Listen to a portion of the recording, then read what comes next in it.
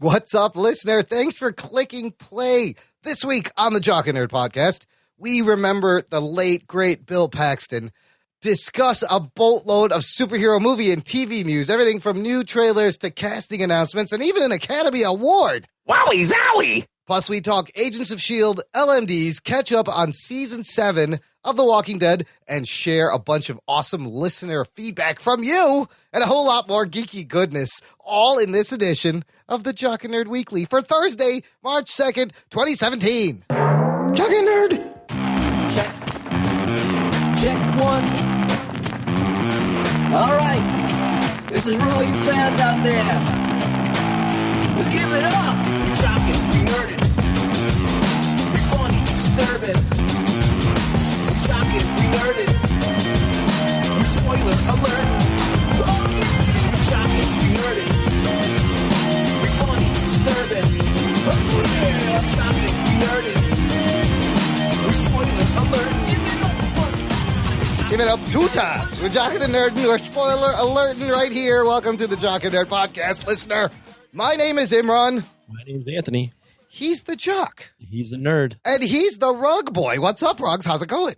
What's up, dudes? Fuck you. Good earth to you, motherfuckers. Welcome to the show where every week we sit down and we geek out about comic book and superhero related stuff in the movies, on TV. We got your geek news, reviews, and interviews, keeping your weekly quite geekly. Thanks for checking us out.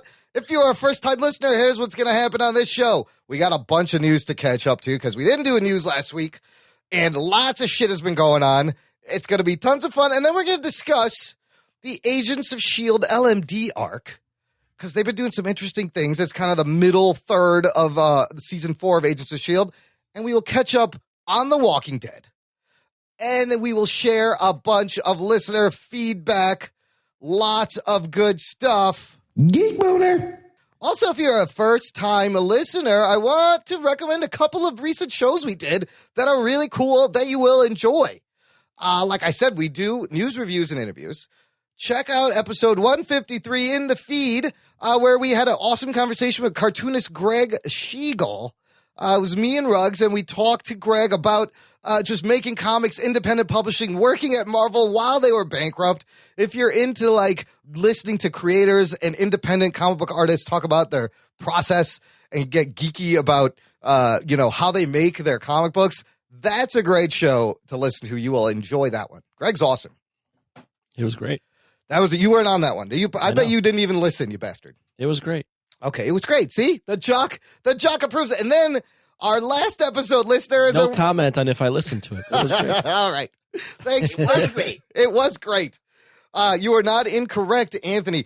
And then the last episode, check out episode 155. Very different, unique episode. We have a listener who was a legit wildlife toxicologist who studies polar bears, Dr. Adam Morris, PhD. He is now our official Jock and Nerd podcast. Jock and Nerd. Science guy. We have a science advisor, and we did a whole awesome Science of Superheroes episode. Really different, but really geeky, science geeky. If you like that stuff, check out the last episode. That one, Anthony, you were on. What can you tell the new listener about that show? It was great. It was great. They're great. What are you, Tony the Trump? He's great. Best Science of Superhero show ever. Terrific. Great. I got an announcement to make. Adam Morris, not only is he an awesome listener and he made an awesome guest, he is also a new patron of ours on Patreon. Talking Nerd. Nice. Along with Ron S. Hans, we picked up 2 new patrons. Thank you guys. Yeah. Right? Nice. Thank you guys for pitching in. And They're great. They're great. They're great. They're great. They're so good. Tremendous. They have stopped sucking off the teat of free content and are contributing, listener. You should take a lesson from them. We should have more people on, and then they could probably turn into patrons. How about that? Right? He's paying us, and he came on, but we love it. We appreciate all of the support. Now, Adam Morris, like I said, we christened him on that last episode, official Jock and Nerd podcast, science advisor guy, and I'm going to put him to work right now because before we begin, I had a question that I forgot to ask him during our conversation because we geeked out about so many things. Here it is, Adam. Here's my question that I forgot to ask. Spider-Man's sticking powers. There was an issue of Spider-Man in the 80s where Electro somehow, for some reason, figured out that like static electricity was what Spider-Man was using to climb walls, and he sucked all the static electricity out of the air, and Spidey fell. Oh, shit. His sticky powers were gone, and they've never done that since then. It's never been discussed after that. It was like one episode, and I was like, first of all, why wouldn't Electro just do this every time he fucking fights Spider-Man now? He figured out how to do it. But my question is, Adam Morris, is that how spiders do it? And could a human generate enough static electricity, whether bioorganically or mechanically or technologically? Could they generate enough static electricity to be able to climb walls? I don't know. I'm going to ask him. So, Adam, if you would be so kind to send in your answer. You can email us, but I prefer audio, of course. Record a little voice memo on your phone and just email us what you think about that. Is it possible? I wanted to know. I just thought he dipped his fingers in honey. He's very sticky. Yeah. He's using Stickum like old NFL days. See, I just made a jock thing. I just made a jock reference. Isn't that right, Anthony? Yes, sir. And it was great. It's great. It's great. All right. Look, we have a lot of news to get to. Let's get it going. The Jock and Nerd Podcast. Long. It's great. Best news ever. Look, listener, if you want to get in touch with the show, as always, we say this at the beginning of every news segment. Just visit jockandnerd.com/contact.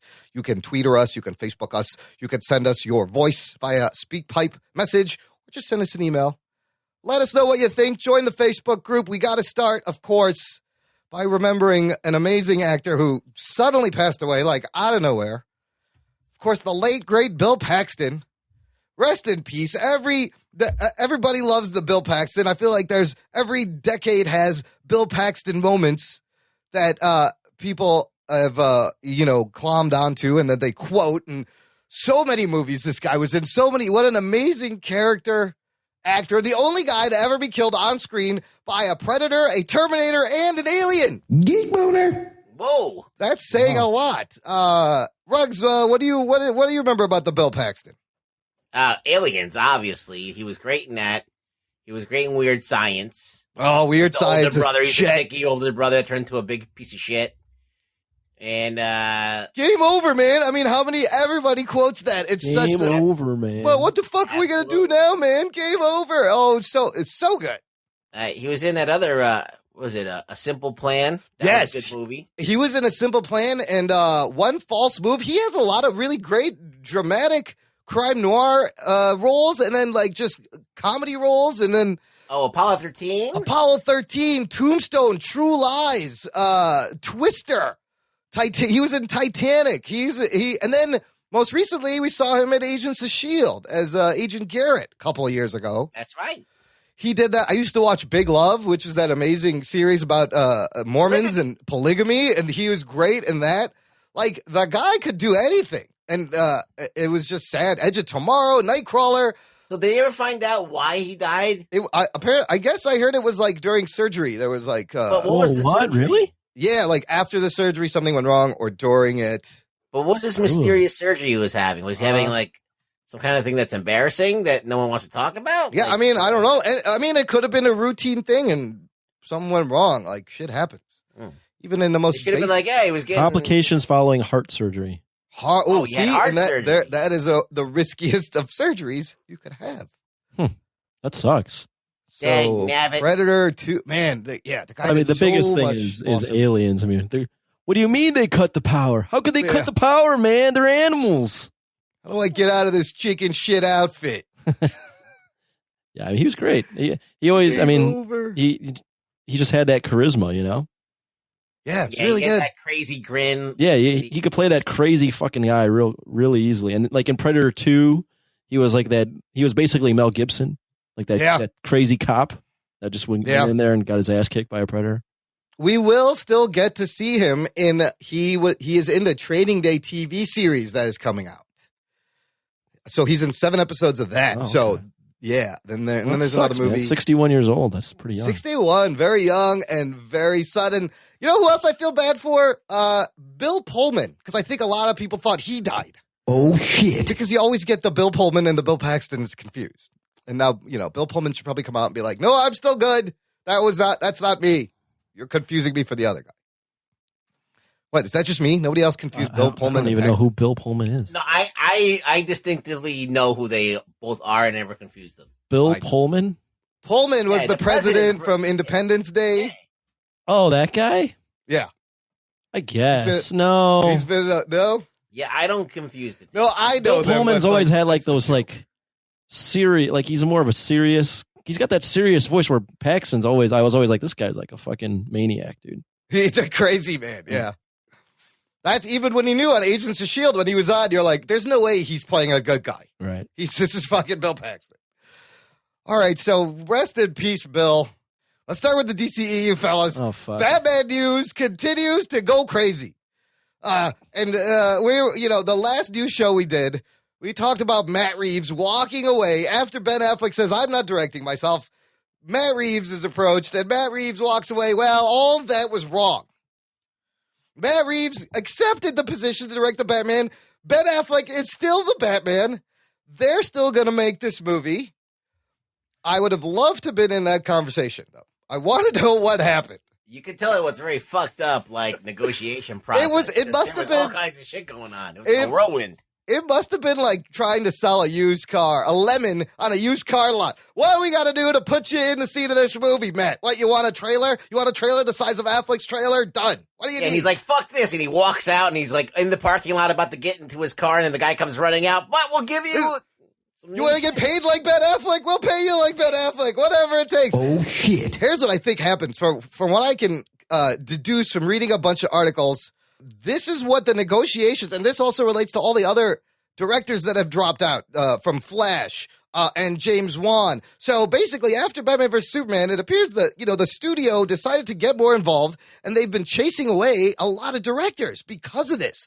Now, the ones that have managed to negotiate and make it back, like your Matt Reeves, and actually like James Wan. Remember for a second there was a rumor that he was out of Aquaman? What I think their negotiation piece is they'll come back, but we need creative control, which is very smart, which is the only way that, Warner Brothers may be able to save these movies. You have to you want these directors, they're great. Now step the fuck out of the way and let them do their job. Man, first off, I'll say I like that they got Matt Reeves. Yeah. But man, I'm so done with this already. Right? This news just makes my head hurt. This is like Donald Trump press conference every day, back and forth. What the shit? Just make the movie already. Yeah. Just do it and make it good. Make a good movie. So look, Matt Reeves, he's got War of the Planet of the Apes coming out this year. He did Dawn. Affleck goes, I'm still Batman. I'm still Batman, and I'm welcoming Matt Reeves. For me, it's a little believable. It's more believable that Matt Reeves would get creative control than, like, say, a David Ayer. Only because David Ayer, yeah, he had a good movie, but he didn't have a blockbuster. And Matt Reeves has a couple of blockbusters now.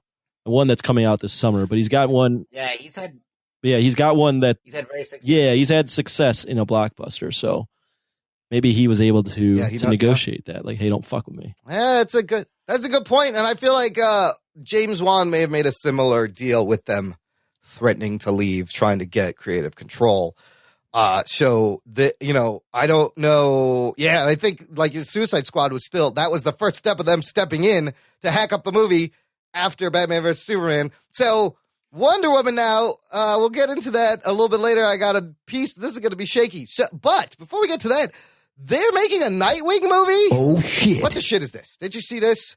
The Lego Batman movie director, Chris McKay, is going to direct a Nightwing movie. How are they going to just up and make a Nightwing movie? Where does this fit in? Like no mention of Nightwing at all in this continuity. All we know that one Robin is dead, right? Yeah. That's all we know from that one brief fucking second scene. Is Ben Affleck going to be in this movie? I mean, how do you jump to the Nightwing without even doing a Robin? You have to acknowledge Batman in some way, don't you? You got to acknowledge the history of that he had a Robin, that this is Dick Grayson and his whole background. If you were a Nightwing fan and you went to this movie and they didn't acknowledge Batman, would you think this was a bunch of bullshit? I would think it was complete bullshit. There's no it. way they make a Nightwing film and don't acknowledge Batman. I can't. That to me would be insane. Well, don't say that there's no way, because DC does fucked up shit. True. Oh, they'll fucking do it. I just don't see with Ben Affleck as Batman. There's no way you can't acknowledge that. They need to announce a Affleck cameo or something to make people like be like. I mean, that was the first thing I thought of. I'm like, they announced a Nightwing movie, but they didn't announce that Batfleck was attached. Well, I don't think at that time, I don't even know if they know if Affleck will be around after the Batman. I think they're hesitant to say this. Whoever's playing Batman, they can certainly shove him in. Maybe they want to make a Nightwing movie where he kind of stands on his own and there is no Batman, so that you're not thinking, well, yeah, this is Nightwing, but you know who's cooler? Batman. We should have Batman in this fucking film. Maybe they spin this Nightwing out of the Batman somehow, set it up in that movie. If they're smart. It's just way out of left. Like, who's? Nightwing's very popular, but like, who's clamoring for a Nightwing movie right now? I don't know. They keep just jumping over things that they have to establish. I feel like they're just. And to me, it seems like this universe, especially if Affleck sticks around, is becoming very, very Batman centric again. Well, that's still what happens. Because you've got look at it. You got the Batman. You have Batman in Justice League. You had him in Batman v Superman. You had him in Suicide Squad. Suicide Squad. Yeah. You had him, and you had like multiple villains that were Batman villains. Right. Now you're getting a Sirens movie, Gotham Sirens. That's Batman related. That's Batman. You get a Nightwing movie. That's Batman related. Yeah. How much Batman are we getting in? I mean, I know that the DC comics are full of Batman, but now we're just going to translate this to film? I don't know. I mean, if he is the one putting the Justice League together, are they going to try to make him like the Phil Coulson of the fucking DCEU, where he is kind of that Fury in the DC comics. Yeah, the Fury of it, where he's in every movie trying to. Suicide Squad sequel, there's probably Batman's going to be in there. Every iteration of Justice League that's been out like the past 10 years has Batman in it. Like he's in the Dark. He's like in Justice League Dark. He's in the one with he's on the West Coast Justice League or whatever the fuck they call it. He's on everything. Yep, he's you got to shove him in. I think he's on that Magic Justice League team now too. Yeah, oversaturated the market with Batman. If Batman's not there, nobody cares. I still say Steven Yeun for Nightwing for Dick Grayson. I think that would be awesome. That's cool, right? I think it'd be cool. I just want him to get. I want the physicality to be there. Like I want him to. He can just get in shape a little bit. Yeah, I'm sure he could. A little bit. Who else? Anybody else you'd want to play Nightwing? JGL, Joseph Gordon-Levitt, picking up from the Nolan universe? Maybe. I would have liked it if he wasn't already in the Nolan universe. Yeah.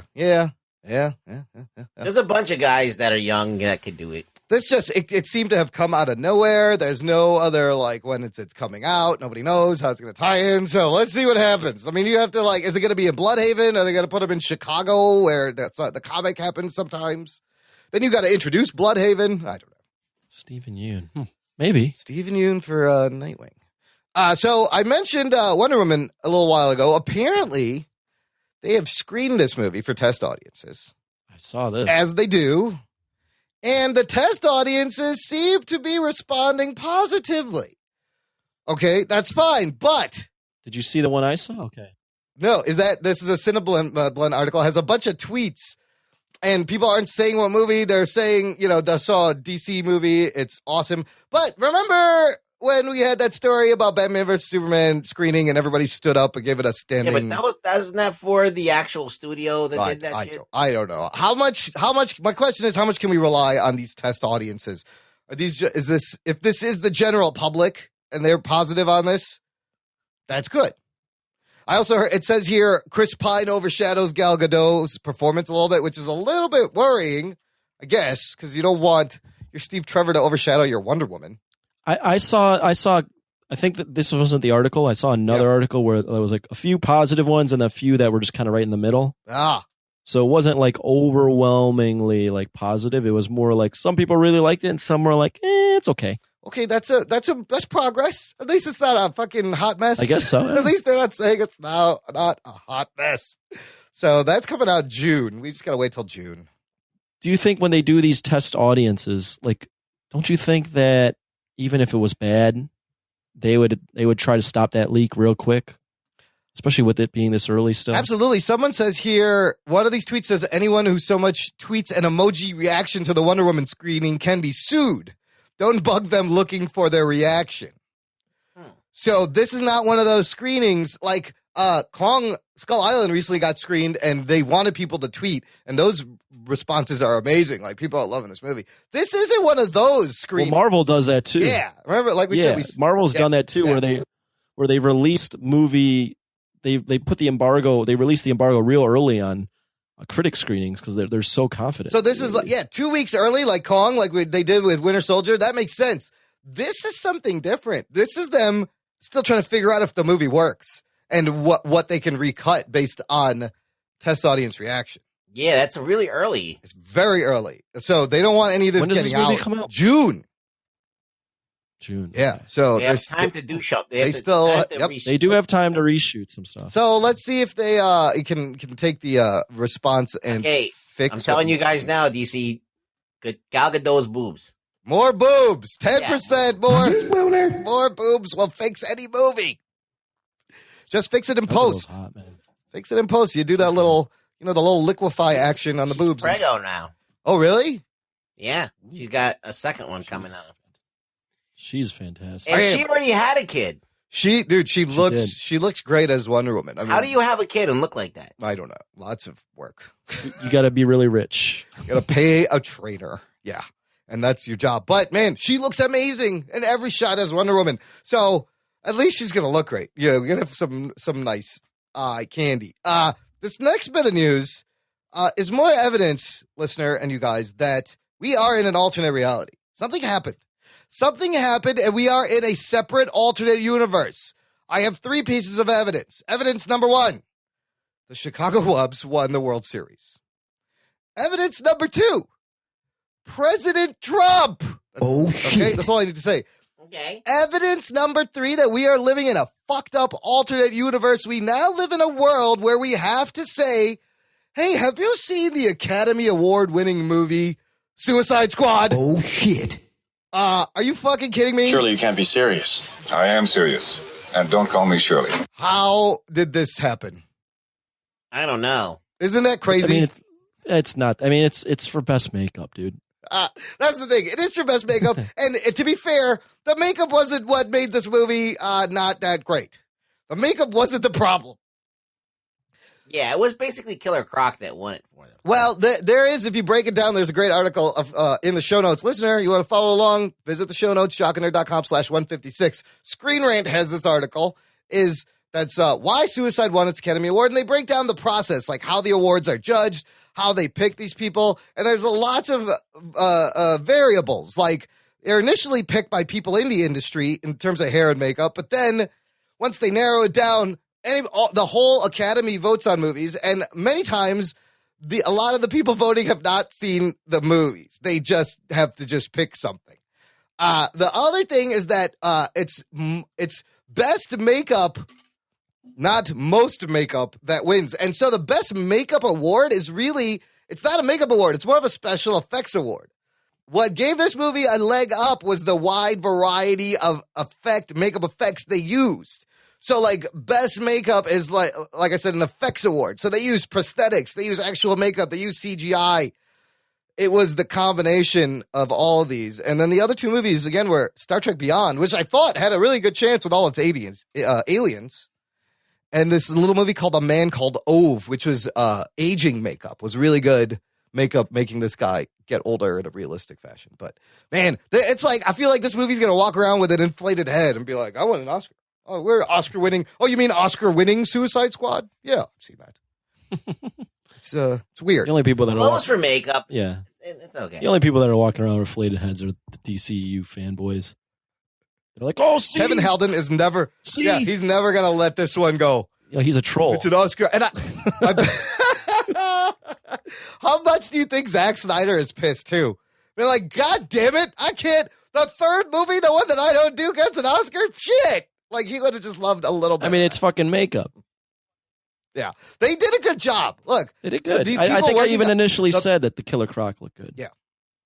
Look, the designer, Alessandro Bertolazzi, who won the award, he's been in the industry 30 years, working on makeup. The people who did this were told, go all out. They were veterans, skilled craftsmen, and they did a great job on the makeup. So yeah, they deserve an award. So that led me to think, how many other comic book movies actually have won Oscars? And there's not that many. This Suicide Squad is the 7th only. Here's the other 6. Superman 1979, Best Visual Effects. Okay. Batman 1989, Tim Burton, Best Art Direction. Okay. Okay, I agree with this. Here's a weird one. Dick Tracy 1991 for Best Original Song and Best Makeup and Best Art Direction. Holy crap. Oh, shit. Best stripping off of the 1989 Batman. Yeah. Down to the music. That's true. Wasn't it Danny Elfman also on Dick Tracy? I don't know. I think so. It sounded a lot like Danny Elfman. It did. Next one, Men in Black. 1997, Best Makeup.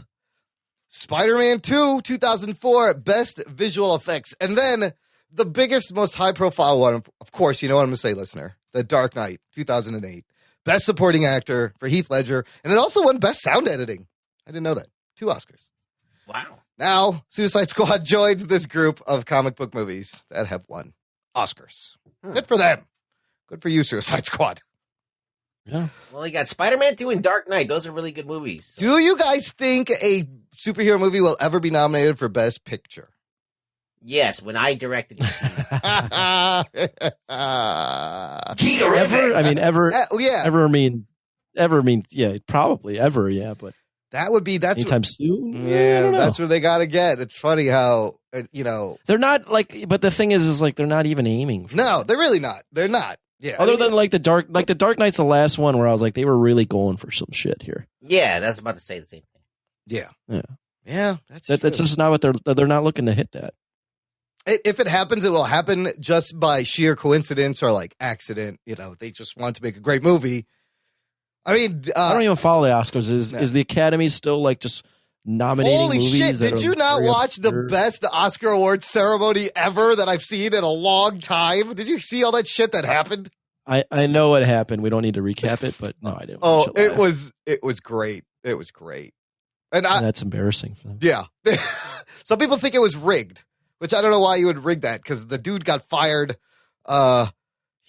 That was That's what tweeting does. Dude, fantastic. Go tweet on your phone and get fired, you dumbass. Fantastically entertaining. Jimmy Kimmel did a good job. They also, in the in memoriam section, there was a person who was not dead. Oh, shit. In the list of dead people. So there's a bunch of fuck-ups. It was great. It was the best Oscars ever. I don't think anybody was watching. So, okay, last thing for the DCEU. This just broke yesterday. Zack Snyder's birthday was, I think it was yesterday.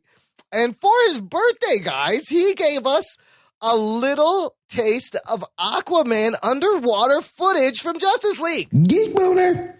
Have you guys seen this little clip that he tweeted out? No. Click the link there, Ruggs. I have. It's like 20 seconds. Yeah. It's actually not bad. It's not bad. It's 20 seconds of Aquaman swimming up to what looks like maybe Orm or Poseidon. It's somebody with a helmet, royalty type, and a throne. And you see there's a little bit of color in there. There's pink.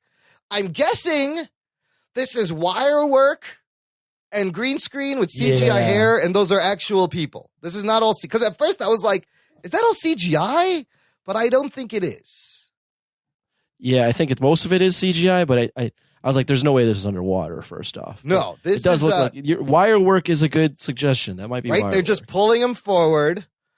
I mean, he's flowing. He's moving with very little resistance. But I gotta tell you, it looks pretty good. I mean, his shit always looks good, and this looks dope. I like this little. And you see his hand filming it. Yeah. If they can keep. Do you think that could be a CGI dude? It could be. It totally could be a CGI dude. Yeah. You think so? Because the water obscures it. It's really muddy and it's a little blurry, yes. But it also looks like he's just being pulled by some wires and floated up. I just flip-flopped him, Ron. You think it's CGI? We'll just flip-flop. It's a CGI At first dude. I thought it was CGI, but then I was like, maybe it's wire work and green screen with a painting back there. Or it could be, but I think what they do is or a combination, mocap. They could combine it. I think there's a little CG in there. So maybe you do like a mocap wire work guy, and then you CG everything on top of the mocap information. I just think you just take the dude's face, and then you mocap you put him on top. Face. and you just put his face on there because the face is what gives everything away. But if this is going to be... you can nail the face, yeah. you can get away with it. But yeah, and a lot of times they'll cut a real face on top. I like the way the underground water looks. It's lush. It's got coral. There's pink shit. It's not bad if this is for the Justice League. I think what this clip has shown us is that they can probably nail the shots where it's a little bit in the distance. Yeah. But let's see what happens when they get close and they're breathing underwater. Yeah, and talking? Are they going to talk? Is it going to be telepathic communication? Is there bubbles going to come out every time they talk and it's going to look silly? Like, how the fuck are you going to do this? I'm so curious. I cannot wait. This is definitely one of those things that like we're going to look back on and be like, how the fuck did they do that? How did they make people talk underwater? I mean, he's beating James Cameron and Avatar to the punch. Because I don't think this has been done. No, I can't think of another movie, this has been done. Especially Aquaman, where large parts of the movie are going to happen underwater. The Avatar is going to be completely CG, so we don't need. There's no mystery to that. That's a good point. Yeah. Yeah. Well, looks good. Cameron will probably do it better anyway. So never said Snyder's shit looks bad. It always looks good. It's the writing and the characters and the storytelling. All right, mostly. All right. Moving on to Fox Marvel news, listener. By the time you hear this, Logan will be out for a couple of days. It's out. And it is 93% fresh. Geek boner. On the Rotten Tomatoes. Not too shabby as of this recording. See it? So we're recording this on a Thursday before it comes out. If I don't see it tomorrow night, it's going to be Monday night that I'll have to see it. Okay. But hopefully we can all see it and review it That'll next week. probably be the next show. Yeah, I think we should all watch it. Show. Listener, you will get a review of Logan, hopefully next show. And there's a couple of new tidbits. We talked about how the critics came out. They showed it to the critics. Critics reviewed it positively, blah, blah, blah. And then they increased the running time by 3 minutes. So, of course, what do we think? Everybody thought there was a post-credit scene. Like Marvel has been known to do this. Like they're adding it afterwards so it can't be spoiled. Well, I don't think that's what's happening.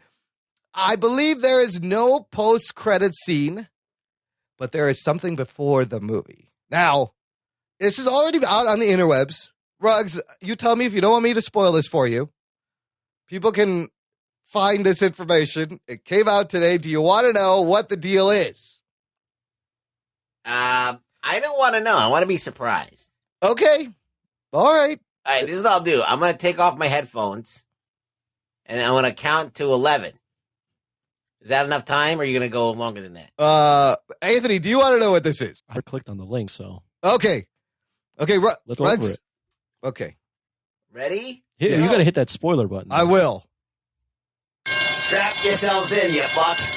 Spoiler time. Listener, mild spoilers for Logan. If you don't want to know, fast forward. But before the movie starts, there will be a Stan Lee and Deadpool cameo. Geek boner. Bullshit. To set up Deadpool 2. What's going to happen is you're going to see this. This was the sequence that was filmed in January, and you're going to see Stan Lee and Deadpool talking about Deadpool 2 and discussing various topics for the movie. And there'll be some original songs, some songs from the original film. So this is the closest we're going to get to a Deadpool Wolverine crossover. This is pretty cool. I wish I didn't know this, but there was no way to avoid it. So it'll be fun to see what it actually is. Okay, Ruggs, you're clear. All right. You done? Yes. Okay. Spoiler alert over. Very exciting. Let me say one thing about that. Yeah. I wish I didn't know that. I know, me too. Okay, there you go. But it was like, I'm like, should we talk about this? I was like, it's out there. It's on fucking all the websites, and it's kind of cool, and whatever. Moving on now. We know that Logan is the 9th time Wolverine's playing Logan. The 9th time Wolverine is playing Hugh Jackman, or the other way around. The 9th time Hugh Jackman is going to be Logan. He's done. However, there is one situation where Hugh Jackman would reconsider retirement of Wolverine. And it's something we all hoped he would say. If Marvel did it, Exactly. As reported by Screen Rant, Jackman definitely would have reconsidered calling it quits if Fox and Marvel Studios could reach an agreement that would allow Wolverine to appear in the Marvel Cinematic Universe. He wants to be in the Avengers. He wants to be in the Avengers. He said, if that was on the table when I made my decision to quit, it certainly would have made me pause. That's for sure. Because I always love the idea of him within that dynamic. With They should make him wear a costume. What do you mean? Like put him in the actual yellow costume? Yeah, you got to wear a costume. Everybody else is wearing a costume. Dude, and that's what that was always our dream is like. Not the yellow one, the poop brown one, the poop brown and tan. I like the brown and tan one. I know that one a lot. That's what I started reading. He was wearing. That one's yellow. It just has to have that one's fucking. It has to have the stupid cowl on with his arms showing, and like the weird stripes on the side. Look! Sony made a deal with Spider-Man. Never say never. This could happen. I just wish there was a shot of him trying it on, being like, putting it on, going, "What the fuck?" I know. I don't even think we were going to get that in Logan. Yeah, that'd be great. Just a little nod. The closest you got was in the case, in the deleted scene, post-credit scene, or it was in the case. on the case in the DVD. Yeah, that was deleted. Yeah. Moving on to a little bit of MCU news. We have a reported budget on Avengers Infinity War, guys. Listen to this. This was reported by the Atlanta Business Chronicle. The Chick-fil-A CEO and Pinewood Atlanta Studios co-owner Dan Cathy potentially revealed the budget for Infinity War and its sequel while at a luncheon. He said, "We now have on the lot down there now the largest film production ever with a $1 billion budget." Oh, shit. So he didn't say what the movie was, but everyone's assuming it's Avengers Infinity War and the sequel, which is filming back to back at Pinewood. This would make these movies the top two most expensive movies ever made, even at $500 million. Do you think they're going to make their money back? Well, they can make $1 billion on two. I think they'll make $1 billion on just the one movie. On the first chapter. They'll break even? No. Or they'll double it, you think? They're filming these. What's this is $1 billion budget? $1 billion budget for the both movies filming back to back. I actually think they're saving money filming it back to back. Absolutely. Yeah. I think both movies will make over $1 billion. Right? I think so. They could double this, which is crazy. So the website, The Numbers, has a list of films ranked by production budget. Right now, Avatar, most expensive movie ever made, budget of $425 million, followed by Star Wars, The Force Awakens, 306, Pirates of the Caribbean, Spectre, Age of Ultron. Age of Ultron, Captain America, Civil War, highest budget Marvel movies at $250. So that's at $250. So each one of these movies is doubling their highest budget. Holy shit, dude. I mean, this movie, these is going to be epic. It has everybody. Space Wars, Thanos. You need all this money. I mean, both Avengers films made over $1 billion. Age of Ultron, which everyone thinks was a weak film, or a weak film, made right? 1.4. So if Avengers Age of Ultron can make 1.4 billion, these movies may make fucking 3 billion. They may break records for how much a movie's ever made. They're going to make a lot. They're going to make a lot. That is an insane of one. And it's going to be great. Going to be great. It's going to be the greatest movie ever. $1 billion. Okay. Time to get into some trailer talk, fellas. I can't. Wowie zowie. We had some really cool trailers drop. And to varying. Drop? Drop. You said trailers dop. are drop. I think he said dop, but he doesn't want to acknowledge it. We had some trailers. You drop. also earlier in the show said the Chicago Hubs won the World Series. They're not called the Hubs? These are all things that exist in my little universe. In the alternate. This alternate. Slow me down. It doesn't slow him run down. Okay. No, not at all. Nothing. You know what I mean. Listen to the context, listener. You know what I meant to say. I never figure it out, you fucks. Figure it out. I don't pronounce anything the right way. The Chicago Hubs. So, a bunch of trailers to varying degrees of spoileriness. Now, Ruggs, I know how you are with the trailers and the spoilering. You don't like to watch these trailers after a certain point, do you? Yeah, because once I just need a little bit to get me tickled. I just need to see, I'm interested in that. And then after that, it's overkill because then I've seen all the greatest scenes in the movie. And then when I go watch the movie, I feel like I'm watching a trailer that I saw already. So, Gotcha. Yeah. No, that is a valid concern. So let's just start with Guardians of the Galaxy. I watched this trailer. Okay, they dopped a new trailer. Yes. And, okay. So this one, I think, like, they'd already tickled us, but we wanted a little more. I think this one, out of all of them, does a really good job at not giving away too much. What do you guys think? Do you agree with this one? I would agree that they, it seems like the marketing on this, and I'm happy that they're not giving away a lot, but it seems like the marketing so far has just been, you love these guys, let's just watch the band get back together. Yes, like there's literally been zero plot. Yes, zero story until now. Up until the very end of that trailer. Yeah. And even then, that was something that was shown. Let me finish. That was something that was shown, but it wasn't really, there's not much given away other than, oh, you're meeting his dad. It's a great reveal of Kurt Russell as Peter Quill's father, Ego, but in his human form. And I think that some of these scenes, some of these settings, it must be his planet form. Like, I don't know which ones. See, I don't even think, they're not even, but you know that that's Ego. Right. The casual fan doesn't even know that that's a fucking planet. It's going to blow their mind once they see this. Then they're like, wait, he's a what? Also? Get the fuck out of here. But yeah. No, I love this. Again, they're highlighting the characters. They're highlighting the charisma, the chemistry, the humor. A little bit of the story in the sense of you see that Aisha, the gold bad lady, and she's just kind of saying, we see all your flaws and we're here to eliminate you because you guys are flaws. But yeah, no story, but it looks amazing. I probably would have not shown his dad at the end. But I don't think it was bad. I don't think they even gave away that much. I think they just wanted to show that Kurt Russell's in this film. Right, yeah. And it's just Kurt Russell in a beard. He's like, I'm your father. You're like, cool. It's Jesus. It's Jesus. I love the music. I love the choice of music, the Fleetwood Mac.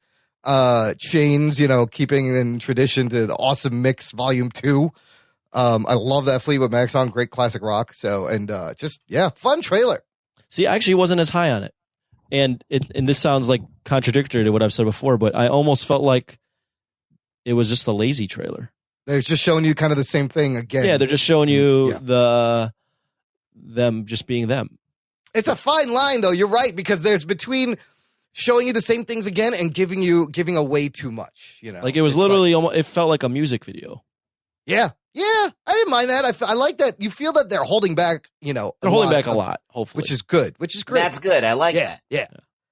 All right, let's move on to the next trailer, which is a bit more spoilery. Ruggs, did you get to watch? No, I am not watching the final trailer for Kong Skull Island. Look, I got so pissed when I saw that clip of Kong taking out that thing with a rock. I mean, this shit is all over the television too. And I was like, "Fuck this! I'm not watching any more trailers." I'm like, I'm done because I've seen some reviews of Kong and they're very positive. Yes, but they also say that a lot of the stuff from the trailer is like the best parts of when you see King Kong. This is what I am afraid of: is they may have possibly kind of shown us the whole movie lame in this trailer. You gotta wait till you get it in before you splooge.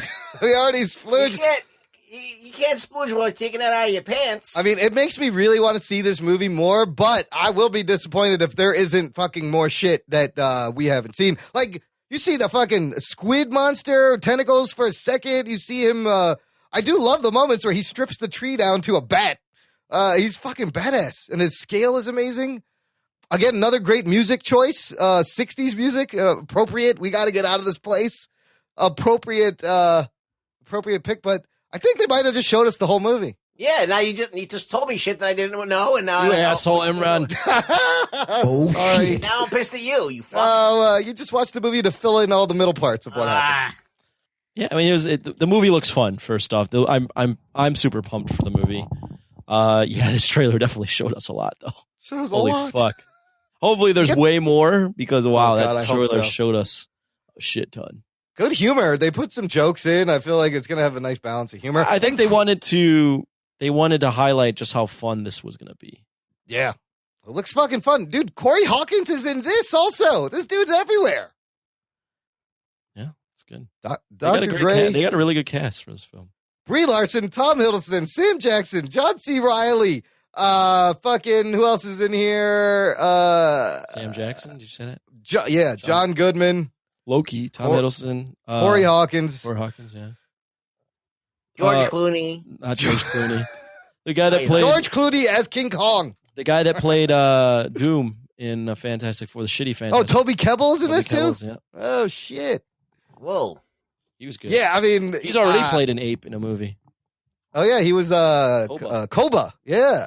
In the Matt Reeves. Wasn't that Matt Reeves also? That's the Matt Reeves. That was movie. Matt Reeves. Yep. Okay, so one more trailer came out, which is for Alien Covenant.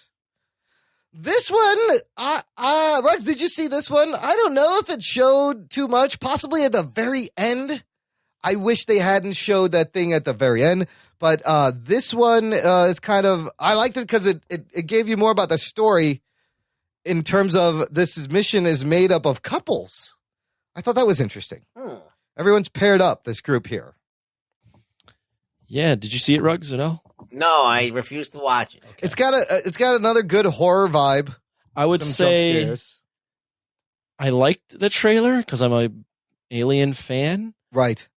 But I read some comments that kind of like swayed me the other way. I think the alien looked good, and there was some brief shots of another alien in there. I think the only thing I'm worried about is, although Prometheus was way out of left field and never answered any questions, it kind of like built the world a little bit, and it feels like this trailer is this movie is kind of taking us back to that first Alien/Aliens, like a mishmash of that. Yes. And this is not new ground. This is more just, we happen to make a fuck up and now we're encountering aliens. It's kind of like they're doing a Force Awakens Star Wars to the alien. Fan service. Yeah. Now, I will agree it does, like the first Alien movie was, but for all intents and purposes, a horror movie. This one is definitely has those horror scares. It's got the same feel, a group of people. They don't know, something's after them. But I like this. I think this will be more entertaining than Prometheus. I think Prometheus was entertaining. It just never answered any of the questions it brought up. Yeah, this has got more action. I read another person that said this, so it's not my thought necessarily, but I think what they said was after Aliens, there really wasn't much to build upon in this universe, other than maybe like the engineers. But like the more you add to this universe, the more it kind of falls apart. And what he was saying was, it was like some random commenter, but he was like, the first Alien was basically all about like birth and rape. That's basically what it was. Right. Use an alien as an example of it. And then the second one was more about like motherhood and protection and having a family.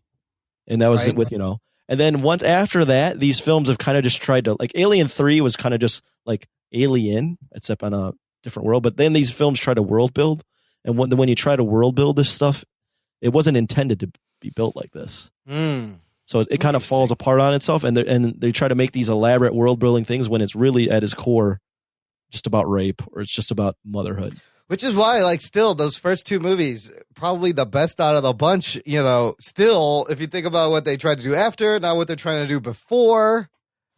The first two are on a different level. They're on a different level. Now this one, I love you got the Danny McBride and James Franco. It's a fun cast. And again, this trailer, I think at the very end of it, they didn't need to show that.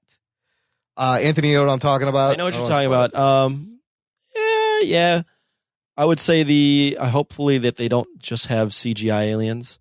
Yeah. I would also say that I actually think they are still holding back stuff. Okay. Because we know that David from Prometheus is in this film, but they haven't really shown him. That's that other. He's what we see of what's his name, Fassbender, is the other dude that he's also playing. Yep, I forgot what his name is. I forgot his name. And then we also don't see Numi Repis, whatever her name is. Oh, we haven't seen her at all. So I still think there's more that they're holding back. She was the doctor, right? She's the one that survived at the end, right? And went right. Like, all right, take me to their home world. She may show up at the end or at some point. I'm gonna watch it regardless. So yeah, no, it's gonna be. I don't even need to see the trailer. You don't need to see Aliens movie. I'm going. I read some review. I read some screenings, and it's fucking brutal. Oh, really? Yeah, I like that. And it'll be beautifully. Ridley Scott did Prometheus, Ridley, so it wasn't. Yeah. It was. He does have duds occasionally, but at least it'll be beautifully shot. It's Ridley Scott, man. If you want to like Prometheus, I didn't like hate it like everybody hated it. I just thought it was a different movie than I was expecting. Yeah. That's all. And it seems like he's listened to that feedback and been like, all right, I'll just give you Alien again. Well, yeah, he just seems like, you bastards, you just want Alien again. Fine. Yeah, it wasn't there what you go. I expected, but I didn't hate it. Like everybody fucking hated it, but I didn't hate it. They're also they released a 3-minute prologue called Prologue Last Supper. And it's weird. I didn't know if it was a prologue that's not in the movie, but I watched it. Some of the scenes are in the trailer. And basically, let me save you 3 minutes. It's just the couples hanging out in the mess hall the night before they have to go to bed, and they're joking around, and there's like a pseudo scare that's not a scare, and really nothing happens. And then she's just like, you guys are great. You're doing an important thing. You've sacrificed a lot. And then it just kind of ends. So it just gives you a feel of the chemistry of the group, being that they're all either boyfriend, girlfriend, or husband, wife. They're all coupled up. So you can watch it. It's just it's all right. It's fine. Okay. You get to meet the characters. Danny McBride's kind of funny. He's got some funny lines, of course, making everyone laugh. Being what's his name? What was that guy? He's like Kenny Powers in space is what this fucking movie is. All right, let's move on to some DC small screen television news. Remember we talked earlier how CW is getting another superhero show. It's called Black Lightning. It was supposed to go to Fox, and Fox didn't want it, and CW is taking sloppy seconds, of course, as usual. Well, we have our Black Lightning, everybody. They have cast actor Cress Williams, who's on the Heart of Dixie, which I guess was a CW show. Will return to the CW as Jefferson Pierce in the forthcoming Black Lightning series from executive producer Greg Berlanti. We got some character breakdowns and a quick synopsis. I don't know this Cress Williams, but he looks... Heart of Dixie's not on my must-watch list. Right? It's not.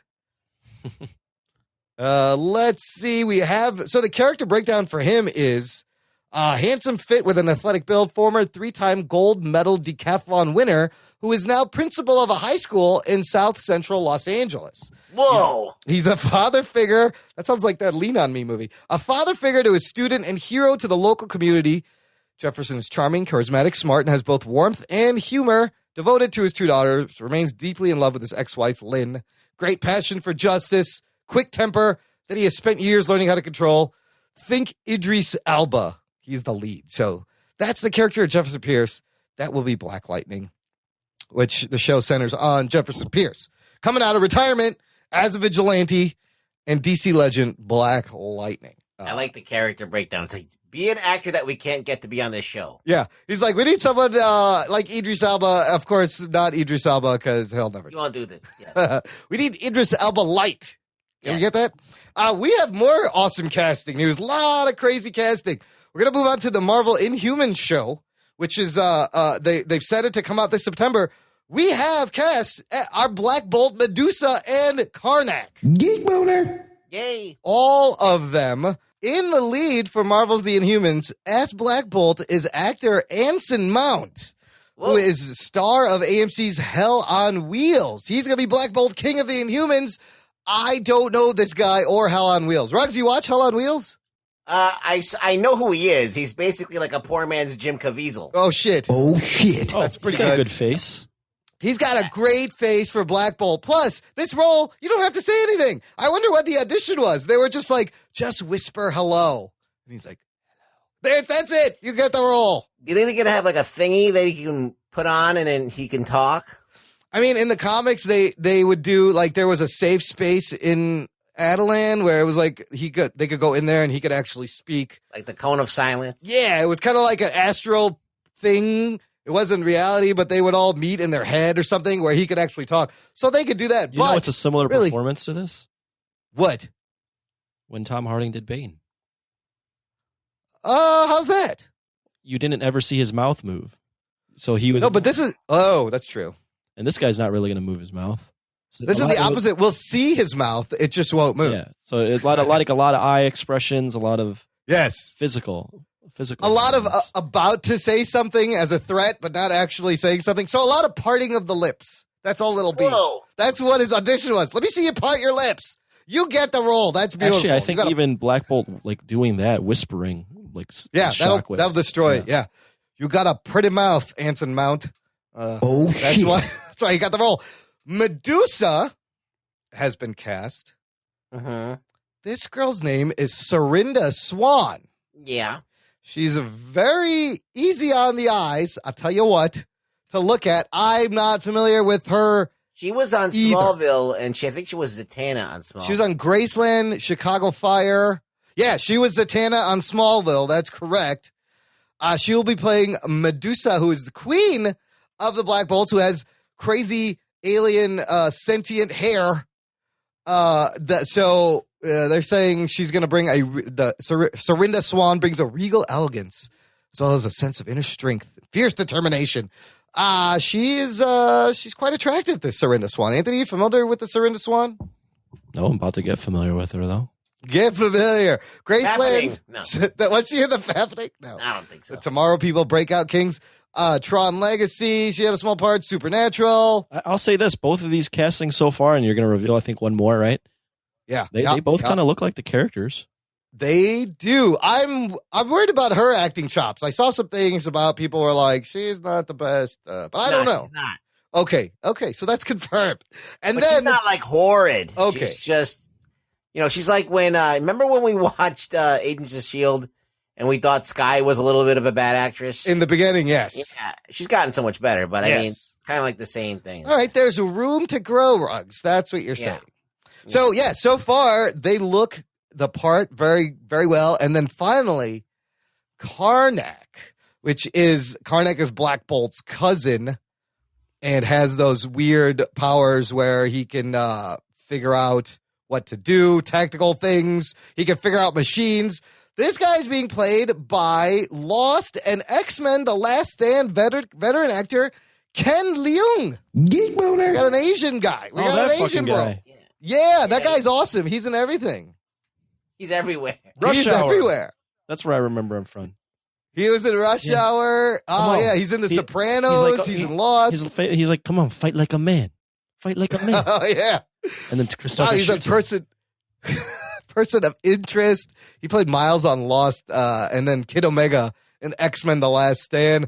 Great actor. This guy's a great character actor. Again, another really good pick. Like, this is a great pick for Karnak. This show's going to be awesome. And let's not forget, they're filming it in IMAX with IMAX cameras, IMAX money. It's going to be nuts. Jeez, you're like about to bust a vein, dude. Holy shit. I can't wait for Inhumans on TV with IMAX screens. Okay, so good stuff there. Marvel needs another show. Do they? They don't have Do they need another show?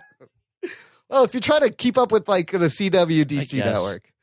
I am. You got Netflix. I'm somewhat intrigued by the Inhumans because I really and thoroughly enjoy Black Bolt as a character. They're great characters and done well. Like this could be really awesome. So casting news continues over at Fox with Matt Nix's X-Men pilot. And remember, this is the one where it's going to be about a family with mutant kids and they're on the run, underground mutant network and stuff. A couple of interesting cast choices. Jamie Chung cast as Blink in the pilot. Oh, shit. Jamie Chung, who's playing Valerie Vale on Gotham. Yeah. She was the Real World girl? Yes. She was on Real World, I don't know, San Francisco or something. I don't remember. She was on San Diego. She's fucking hot, dude. San Diego. Yeah. She was, I loved her, dude. She's smoking. She's smoking and, yeah. She's been acting You for a said little bit. past tense. I say present tense. What did you say? Oh, still, you said she's still hot? Is that what you said? She's still. Yeah, she is. She's great. Like, I loved her. I'm like, no, she's still hot. She's still Yeah, hot. you're right. Look, she's working on her Fox superhero creds. Like, she had a great run on Gotham. And now she's playing Blink. Blink, who we saw in, did we see it in The Last Stand? Wasn't there Blink in The Last Stand? She was blinking around it was there. a little bit. Was that in pretty good. The Last Stand or Days of Future Past? Days of Future Past. Days of Future Yes. Past. Blink has the ability to teleport almost anywhere. Blink's real name, Clarice Fong Ferguson in the comics. And then she can also focus her abilities into spear-like forms, giving her an endless amount of range. So that's a great cast. Then you got Stephen Moyer from True Blood cast in this pilot. I believe he might be the dad of the family. Okay. And this came out, Amy Acker, who's done lots of television. She's going to be the hot mom. She's going to be the mom. She was in Person of Interest and Angel, and wasn't she just in, was that Agents of S.H.I.E.L.D. for a while? I don't remember. What the fuck is this show about? She's been in a lot of Josh. This is the show about the family of mutants that's on the run. Right. I don't think they have a name yet. This is all for the pilot. Matt Nix wrote this pilot, but this is the pilot that's also going to be directed by Bryan Singer. And produced by Simon Kinberg, Jeff Loeb, Lauren Schuler, Donner. And then finally, they've cast another X-Men. So already we have Blink, and you're going to get Polaris. I really like that they're pulling actual X-Men into this show. The Emma Dumont, I don't know her. She's Bunheads. She's from Bunheads. Anyway, she's been cast as Lorna Dane as Polaris, who has kind of Magneto-like powers. So they're pulling some X-Men people into this show. I don't know when it's going to start, but they're going to get a pilot. Hopefully it gets picked up because it's a pretty good cast. Pretty good veteran TV cast right here. So I still think they need a couple more people to round it out. So though. is Blink the lead? I don't know. No, I think that she's going to be like, I think that Polaris is going to be the head of the X-Men because she's like got the most cred, right? Yeah. She's like Magneto's daughter. I don't know. Blink may be someone that like befriends the family and tries to help or goes between. Actually, Jamie Chung is older, so she's probably I don't know. It's really weird. Maybe Blink's in charge, and then these kids are like little kid mutants. Well, it's going to join. Be a younger girl than Jamie Chung. Yeah, but Jamie Chung. This Blink is definitely older than that. Polaris looks very young. So we'll see. We're going to get another X-Men Fox show, which is fun. Okay, 2 more things before we're done with the news. You guys remember Castlevania? Anthony, do you know what Castlevania is? Familiar. I've heard of it. It's a video game. Classic video game on the NES. Was it on the NES originally? This fucking game? It was on Nintendo. Yeah. I remember. So Symphony this is of the kind of Night. exciting. Adi Shankar, the guy who brought you, I think he did Dirty Laundry, that Punisher short, and the Power Rangers, that Dark Power Rangers fan film short. Adi Shankar, executive producing, with writing talents from Warren Ellis. Oh, shit. Are bringing you a dark animated Castlevania show for Netflix. Whoa. It might come out later this year, and Adi Shankar's gone on and said this is going to be R-rated as fuck. Like, he's like, this is going to be an adult, dark, violent. He wants it to be the best fucking video game adaptation we've had to date. In Shankar's words, R-rated as fuck. But Warren Ellis and Adi Shankar bringing Castlevania, that's pretty cool. Well, Warren Ellis is adult as hell. So he's very adult, amazing comic book writer. He, the one here is Transmetropolitan. They give him credit for, but he's done many other things. So they want to do Castlevania done in the vein of Game of Thrones, and it is animated. At first, I wasn't sure. Like, is this live action? Super violent, satirical, animated. That should be cool. Even if you don't play video games, I'll be checking it out. Yeah. Give me a violent Castlevania. And then finally, guys, Marvel's Alexander Alonso, is that his name? Editor-in-chief? Axel Alonso, sorry, took to Twitter to tease this weird thing. He just casually dropped this image of something called Batch H. And what this image is they're in some lab and there's a big green tube. And in this tube, you see a hybrid of the Incredible Hulk and Wolverine. You see the Hulk with Wolverine claws. Oh, shit. Geek boner. Which is not even important to do. If you have the Hulk, why do you need Wolverine? Yeah, why do you need claws? And all it says is under construction. It says Batch H on the tube. Very interesting tease. Now, that would be the ultimate weapon, is if you put adamantium in Hulk. Holy shit, unstoppable. Yeah, and healing power. Come on. Hulk's healing power. He's already unstoppable, and he already can heal. That's true. You can't even shoot his skin. You can't even penetrate the skin. It's overkill a little bit. Yeah. I think this is interesting for a number of reasons. First, the Wolverine first appeared in the Incredible Hulk comic book. You know, if you remember issue 180, 1974, last two panels, and then 181, full out brawl, Hulk and Wolverine, worth a lot of money, that comic book. The other thing that makes this interesting is both Wolverine and Bruce Banner are dead currently in the Marvel Comics universe. If you haven't read Civil War, I may have just spoiled it a little bit. Prepare to be spoiled! In Civil War, Hawkeye fucking kills Bruce Banner. Yep. And Logan's been dead since 2014. You know, the main one. All we have is X-23 as Wolverine and an alternate universe Old Man Logan walking around. So that's kind of, is this how they're bringing both characters back? It's kind of interesting. What do you guys think of the image overall? What do you think? It looks cool. Right? Yeah, it looks cool. I mean, yeah, I would have imagined that they would have done something like this where they just combine character power. I think they've done stuff like this where character powers get combined and they create these weapons. Well, there's also let's say you put Captain America's body and Hulk and Tony Stark's mind together, like stuff like that. Yeah, and we've had a Hulk Wolverine fusion just recently in when they were doing Secret Wars, the Civil War miniseries, which was an alternate take on Civil War, where it was a world where Tony Stark and Steve Rogers the conflict keeps going on. Like the conflict never ended between them. Logan at some point transforms himself into a Hulk in that weird spin-off miniseries. So they have done this before, but I thought that was a weird tease. I like it when Wolverine fights the Hulk. Yeah, I don't want them to be the same person. I want them to fight each other. I love the image is cool. It's a great painting. Yeah. So. All right, that's all we got for the news. Listener, we're going to play a couple of quick promos, and we'll be right back to talk about Agents of S.H.I.E.L.D. and The Walking Dead. Now I gotta pee. After these messages, we'll be right back. It's not just any day. It's Mr. Throwback Thursday. Hey, this is Jamie. And this is Bill, and we are the Mr. Throwback Thursday podcast. Do you remember when the wheels were steel and the beats were real? We do, and we talk about it every Thursday. You can check out Woo News, One and Done, Record of the Week, and a whole lot more. That's Mr. Throwback Thursday, keeping it classic on iTunes, Stitcher, and at highvoltageradio.com. And always remember, new school stale, old school fresh.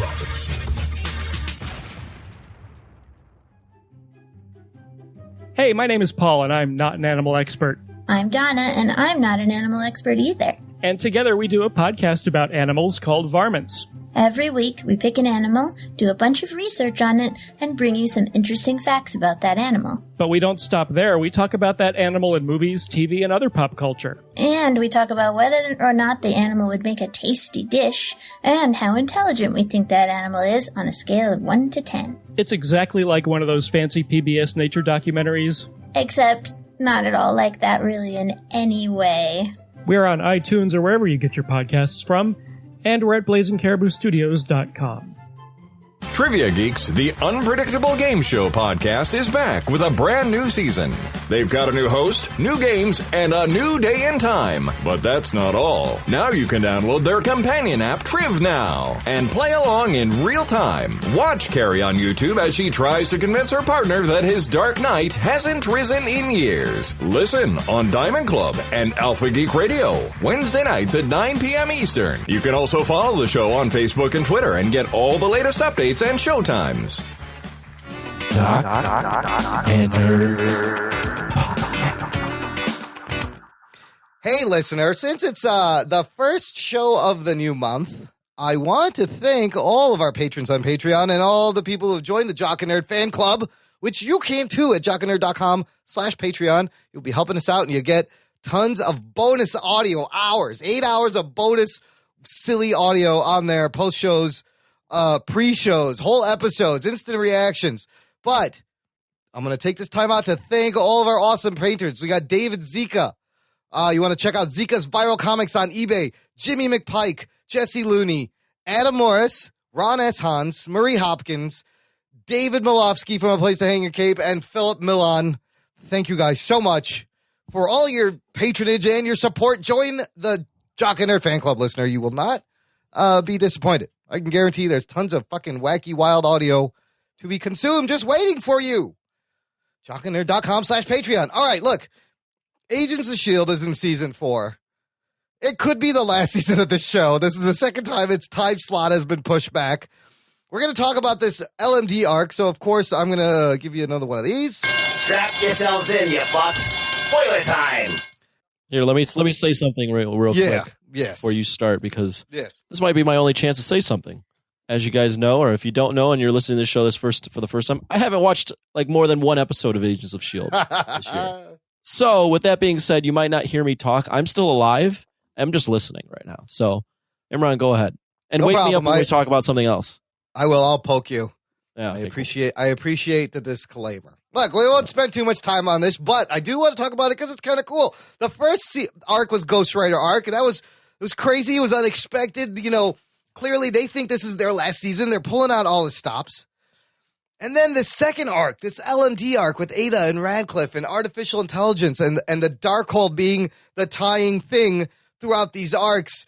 I really enjoyed this LMD arc. Ruggs, what did you think of the LMD arc? They're taking a break, so they aren't going to be back till April. I understand. Well, the thing is, they opened up with Ghost Rider, right? And Ghost Rider was great for the visual effects. Yeah. And introducing that kind of magic into S.H.I.E.L.D., but I feel like the LMD arc is actually superior than the Ghost Rider arc. Like, they were bogged down with those ghosts and that weird looking stuff going on, and it was just, some of it was a little lackluster, but LMD, I think every episode I was tuning in to see what the fuck was going to happen. I love Ada. She's hot. She's so hot, dude. The hottest fucking robot on television. Yeah, and, you know, the twists and turns that it took. Oh, God, you didn't know who was behind what and what was going to happen, and then the ending was a pretty big coup d'etat. You know, it was really good. Yes. Yeah, we'll get to that, dude. So, I agree. Like, the Ghost Rider was cool for, just like you said, the gimmick and the visuals, but those ghosts being the bad guys was not very compelling, and it was just blah. This makes way more sense for the Agents of S.H.I.E.L.D. show. It maintained awesome momentum throughout. So this is episodes 9 through 15 of season 4. Great momentum, more realistic than Ghost Rider. I love how the Darkhold is still the thing that's tying the whole thing together, but it's enhanced the science. Ada's become a robot enhanced by magic.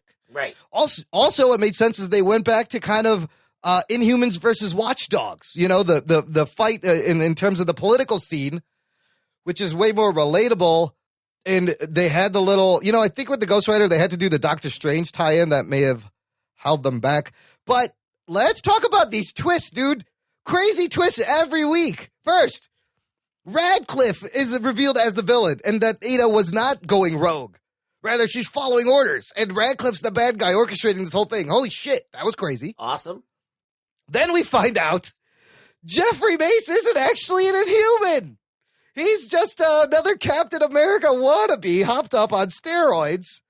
You know, he's pretending to be an Inhuman. I didn't see that coming. Yeah. It's a great twist, right? I was disappointed that he wasn't. I kind of was too, because he's still the Patriot though, and he got to suit up, so good Patriot. I thought Senator Nadir was a little bit wasted in the season, but even before that, when we found out May was an LMD, and you have that whole episode where she escapes, and you're like, yeah, badass, and it turns out that this is her simulation. Yeah, that was another one, yeah. That was fucking great. Like, all these twists, I was like, holy shit, dude, every week made me want to watch the next week. And then, like I said, Nadir was wasted, but she was killed, and I didn't see that coming. Yeah, that you didn't expect. They were taking motherfuckers out. They were taking people out left and right. Yeah, it was crazy. It was good. Okay, so some of the biggest twists towards the end, we find out that we know May's replaced.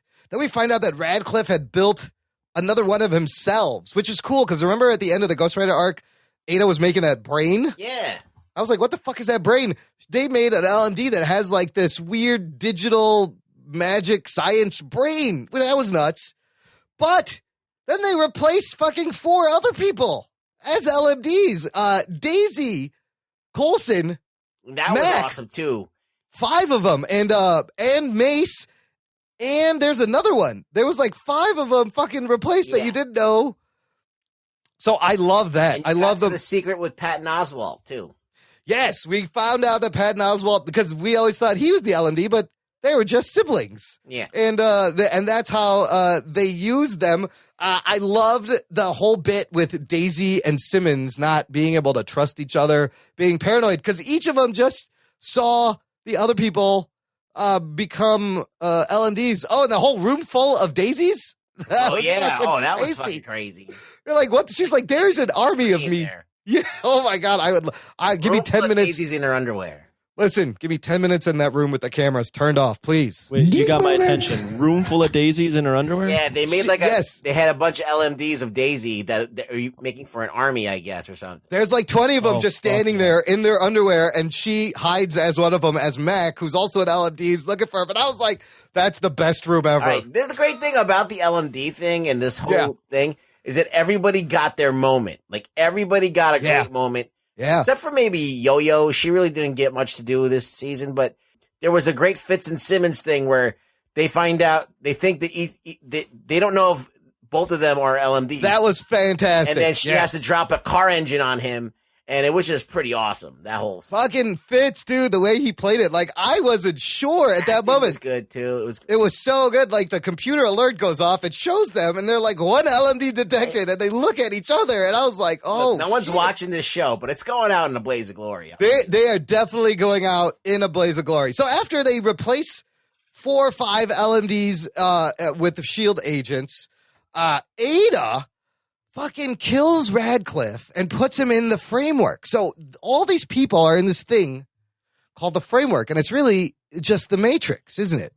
Yeah, it's very big ripoff of the Matrix. It's the Matrix. It's a false reality simulation that while their LMD bodies are out, which these LMDs have all the same memories and all the same thing that I don't like is this whole Matrix thing. If they didn't do this Matrix thing, I would like it more. I feel like that's a cop-out, but so I'm going to give it some criticism. I feel like that locking people up into like a machine so they can live forever. I'm like, be more creative than that. You know, that's really kind of like hum-ho. So, Anthony, check this out. At the end, they never find all the real agents that were replaced with LMDs. They're still missing. So Daisy and Simmons are like, we're going to go into the framework and find them. The framework is this thing Ada has put everyone in to think that they're living.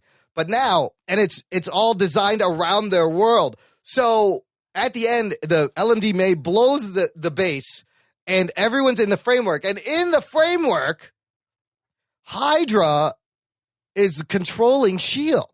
May's there. It becomes Agents of Hydra. This is the next storyline they're doing. The next arc is called Agents of Hydra, where within this framework, like, the S.H.I.E.L.D. becomes Hydra. Like, Hydra never left in that sense. And I was like, holy shit, what is going on? They do all these LMDs are now Hydra controlled? No, inside, Ada put all these people in this Matrix-type framework while their LMD counterparts are in the real world. So the next season is going to be them in the framework trying to fight Hydra that's in the framework. And Daisy and Simmons... Season 4 just ended? No, this is like the middle. So what they've done is they've split this up into like 3 arcs. When you say season, then it confuses the fuck out of me. Yeah, it's still the same season. So we did Ghost Rider, we did LMD. The next one is called Agents of Hydra, I believe. And it's all going to be this fake reality that's been programmed by Ada to fool them while they're trying to find them and get them out of the Matrix. Holy shit, it's crazy. So like Rugg said, I think they're going balls out. They're like, if this is our last season, we're going to go balls out. But it's possible it's not their last season because the ABC boss said a lot of things about Inhumans running side by side with Agents of S.H.I.E.L.D. You know, Inhumans isn't going to start till the fall, and that would mean that he's just assuming Agents of S.H.I.E.L.D. gets picked up for a 5th season. But this may work, actually, to bring people back because it got better. It got pretty interesting. Well, it helps that they could just go places they couldn't go before. Yeah. And, you know, kind of, I mean, people were getting killed. Blood was everywhere. Yeah. It's very violent, very dark. There's no, you know, people aren't safe. They're just killing people. I got to give them props. It's not bad. Yeah, there was brains all over the place.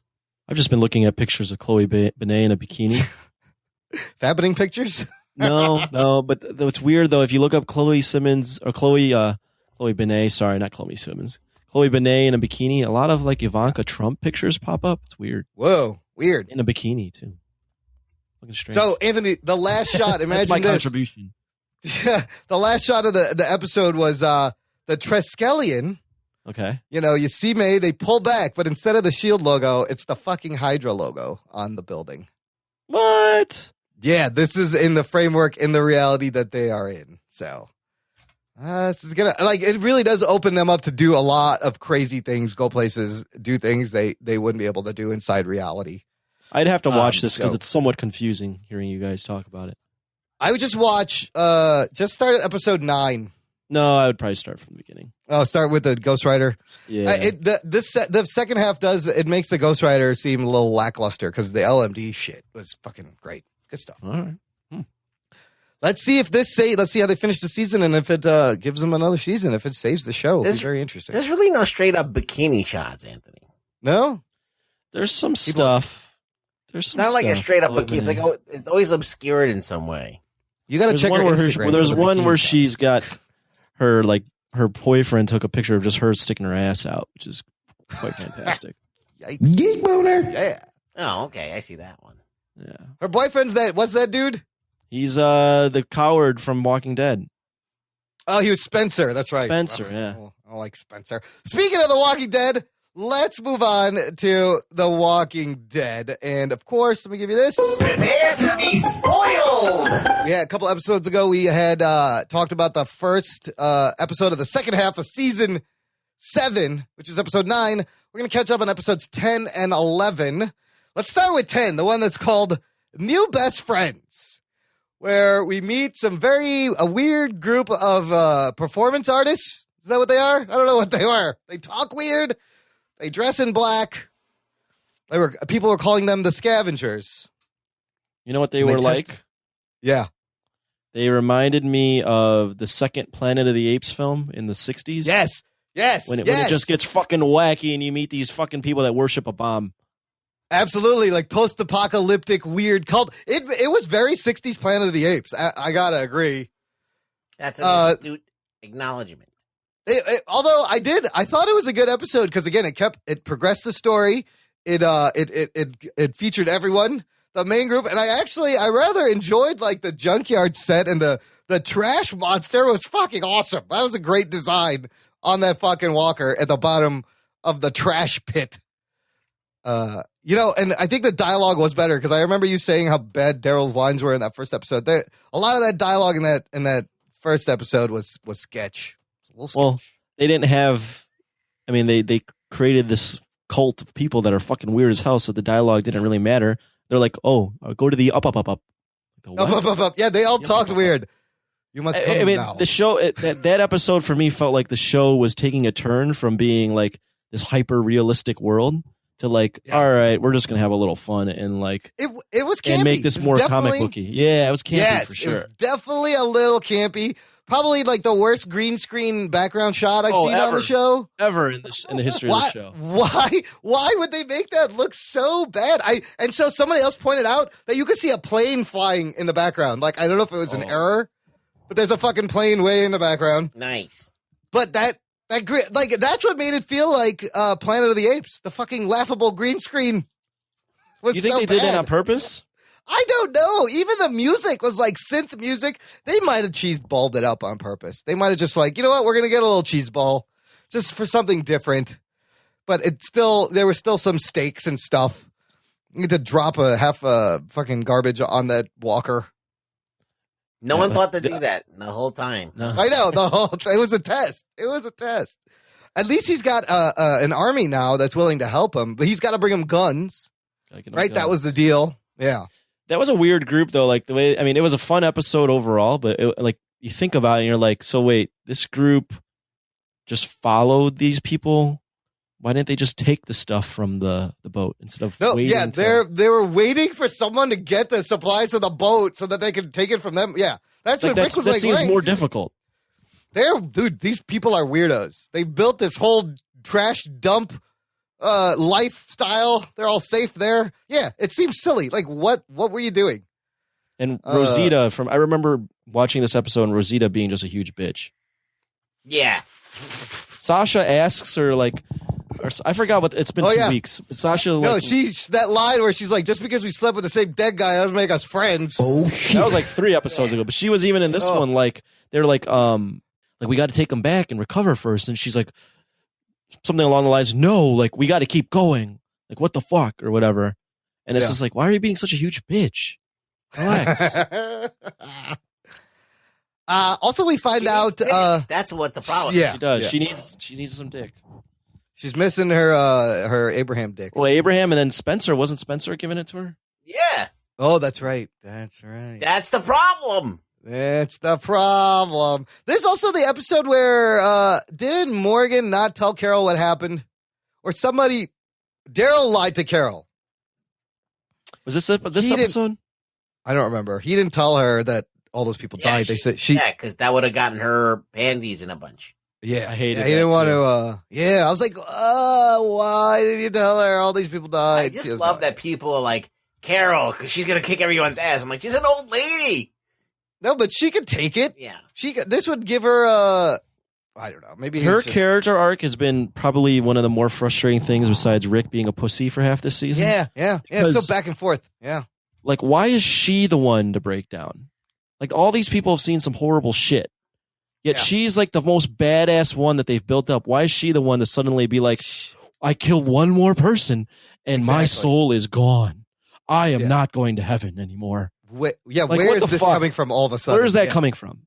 It doesn't make any sense. No, it doesn't. It doesn't. So, and like, why? Like, she can. Yeah. Like, Daryl would tell her. Good at it. Yeah.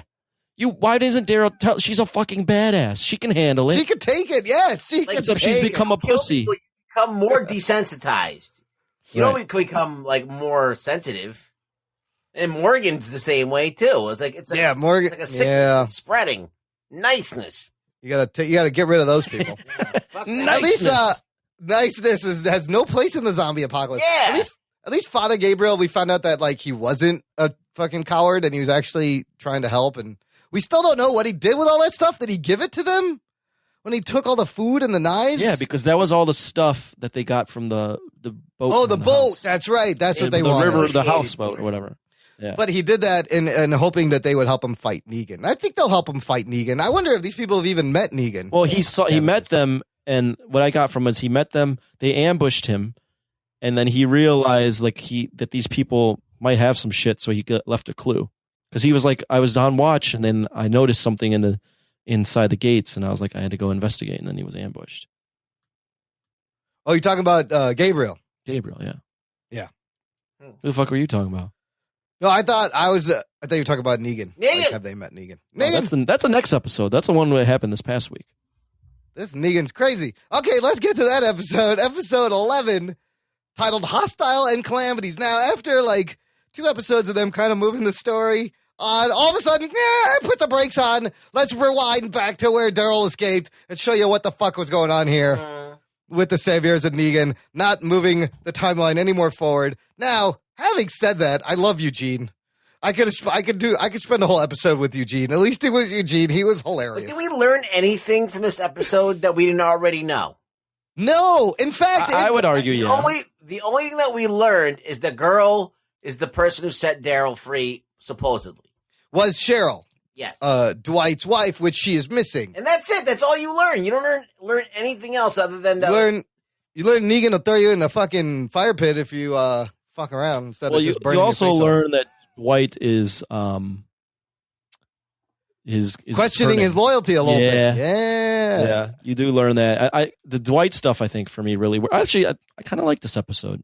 Although it kind of spun its wheels a little bit, I kind of liked it. It did. Eugene had some great lines, though. My favorite at the end where she's like, "You're a coward." He goes, "That would be a correct assessment." He's so great. He's like, "I've been gifted these pickles. Thank you very much." And then when he's like, "Who are you?" Before even Negan can finish, he goes, "I'm Negan. I've always been Negan. I'll always be Negan. In fact, I think I just needed to meet you to make sure I was Negan before I met you." So my question is Eugene playing along, or has he really betrayed this group? What is going on? I think that he's doing a little bit of both. Okay, I think I think that right. he's going to look. He can't do anything. He's there. He's fucked. So he's going to like use it to his advantage. He's got a nice life while he's there. He's gonna get That's pickles. Sure. He's gonna play some video games. Playing Yards of Revenge. He's got a nice room with like. Yeah, he's gonna be useful. Yeah, and then when he sees the opportunity to like maybe, or Rick comes in, he's gonna go back to Rick. You know, because there was that one quick shot where he saw that dude in the mess hall like pocket bread. Yeah. And he didn't say anything. And I was like, what was that? Well, why would he? Weird. Right. So if he was trying to be loyal to Negan for real, wouldn't he rat the guy out to gain some bounty points? Yeah, he is a coward. Yeah, maybe. I don't know. Maybe he would, but. I mean, at the same time, he makes the pill that he thought was going to be for the girls and figures it out. And he's like, I ain't giving this to you because Negan's going to fucking trace this back to me. Yeah. Which is smart. I thought he did a lot of smart things in his own Eugene way. Yeah. Kind of float in between the line. Because I was like, I don't understand. I'm not sure if he's actually in on this or he's just fucking with them. Let me propose to you the two scenarios that I've deduced might be the case. So scenario number one, Cesario. Eugene is secretly playing them, which they kind of hinted at. Yeah. And when Eugene and Dwight meet each other at the end, they both know that each other is trying to scheme and they're going to start working with each other. So they're going to kill it from the inside. That's scenario number one. Okay. Scenario number two is a double cross. Is a double turn, as they say in pro wrestling. A double turn. Yeah. Goes from bad guy to good guy. Yeah.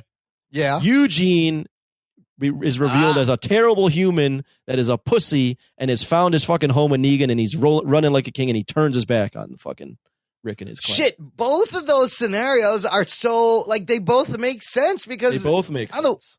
On the one hand, if I was Eugene, I would be like, this is the nicest room I've ever had so far in my whole journey. I've never been given something like this with the other group. I'm amazed. Negan likes me. I know my spot here. I can play Yar's Revenge. I got a jar of pickles.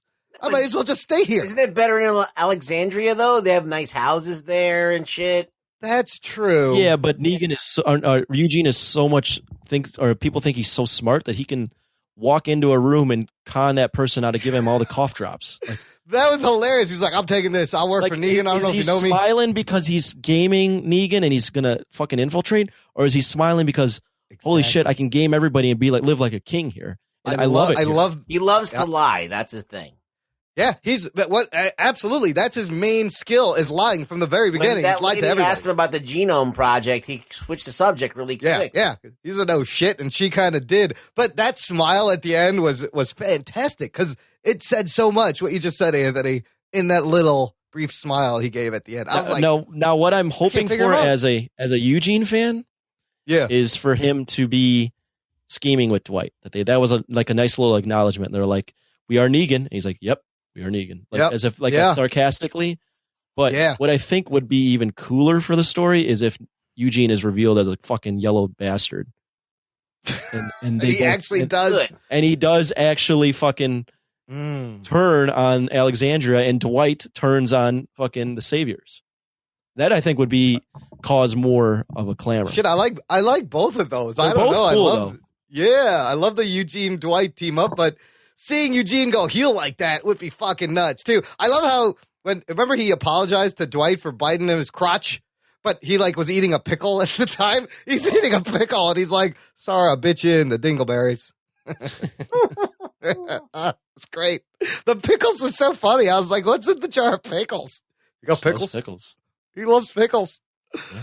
Who doesn't? Who doesn't? No, those while it was spinning its wheels, I enjoyed it primarily because of Eugene, and you got to see Negan, of course. Jeffrey Dean Morgan again, just solid in every scene he's in. Well, you also had a pretty solid performance from Dwight going back to the Dwight, house and actually bringing girls. back the pretzels and the beer. Yeah, that he promised. Yeah, and then he frames. Why did he framed the doctor? I didn't get that. I am not. No, because he had to say. He had to say that because he lied and said that he killed Sherry. Yeah. Here's a bigger question: why is Negan buying all this horse shit from Eugene and Dwight? Or does Negan know he's being lied to? He's smarter than this. He should be able to see through both these motherfuckers. Really? I think maybe so. Dwight. I don't know about Eugene. Maybe not Eugene, but Eugene made a bullet out of fucking scrap. That's true. It's very valuable for Negan. Yeah. But why is he buying Dwight's story? Dwight is a little weird that he's buying that. Because if Sherry shows up, he's fucked.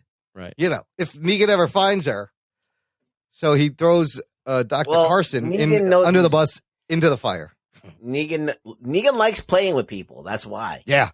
He loves the manipulation. I was like, Negan should know that one of these guys is lying. And he might. And he might just be playing it for the crowd. That's the way he gets off. So I love when he's like, how would you solve this problem? And then Eugene's like, just pour molten metal over him.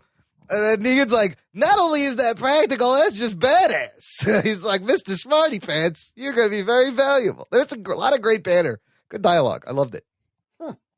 That should protect you from any hostiles and calamities.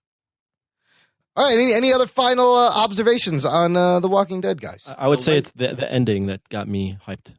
Where do you think? I wonder where it's going to go. Pick up again. Yeah. What are you saying, Ruggs?